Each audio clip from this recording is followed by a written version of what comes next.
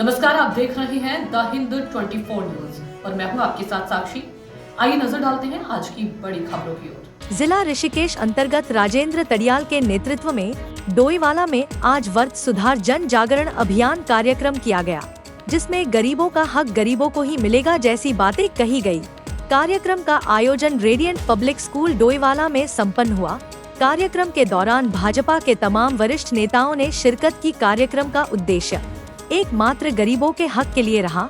गरीबों का हक सिर्फ गरीबों को मिलेगा, महिलाओं को रोजगार मिलेगा, क्षेत्र में विकास के लिए कार्य किए जाएंगे जैसी बातें कही गई। कार्यक्रम के दौरान वक्त सुधार की भी बातें कही गई। सरकार द्वारा किस प्रकार से गरीबों का विकास किया जाएगा बताया गया।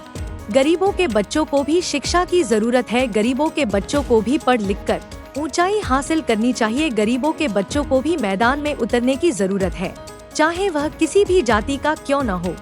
ऋषिकेश जिले का इस वक्त सुधार जो कानून है उसके बारे में ये जो गोष्ठी हुई है बहुत ही महत्वपूर्ण है। और जैसे कि आपको मालूम है कि देश में जो कुछ बहुत ही ऐतिहासिक निर्णय भारत सरकार के हुए हैं उसमें ये भी ये वक्त जो कानून है उसके सुधार का है, जिसमें गरीबों के हितों में किया गया एक बहुत बड़ा निर्णय है। गरीबों के हितों की रख का एक बड़ा अभियान है। और मुझे लगता है कि जो बेईमानी भ्रष्टाचार में जिस तरीके से संपत्तियों को खुर्द-बुर्द अरबों करोड़ रुपए का किया गया, उसको बचा करके गरीब मुसलमानों तक उसके हक पहुंचाने का ये बहुत बड़ा अभियान है। इसलिए भारतीय जनता पार्टी का कार्यकर्ता और मुस्लिम समाज के सभी लोग जो गरीब लोग हैं, विशेष करके मुस्लिम समाज के, वो इस अभियान में जुटे हैं कि ये जो कुप्रचार करने वाले लोगों को मुंह जवाब देंगे और इस कानून से जो गरीब मुस्लिम समाज है उसका निश्चित रूप में उत्थान होगा।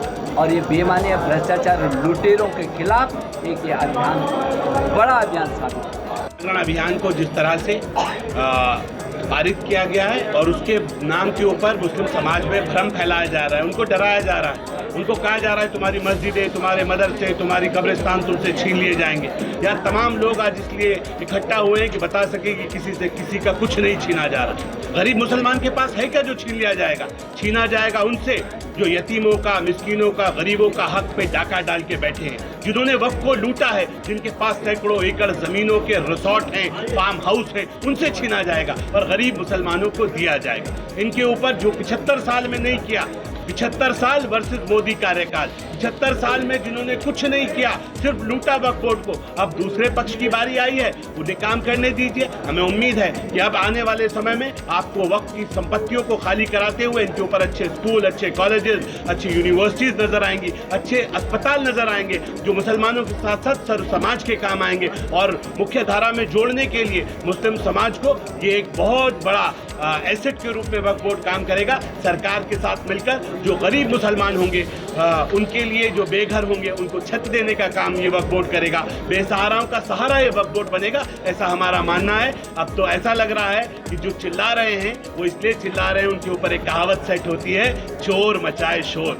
जिन्होंने चोरी की है अपनी चोरी को छुपाने के लिए वो शोर मचा रहे हैं और खुद डरे हुए हैं, इसलिए गरीब मुसलमानों को डराने की कोशिश करें। अब गरीब मुसलमान डरने वाला नहीं है। वो जिस तरह से कार्यक्रमों में आ रहा है, संजीदगी से बातों को सुन रहा है, उससे साफ हो रहा है कि अब गरीब मुसलमान भारतीय जनता पार्टी के मोदी सरकार के साथ खड़ा हो रहा है और आने वाला वक्त गरीब मुसलमानों का बहुत बेहतर होने वाला है। देखते रहिए द हिंद 24 न्यूज।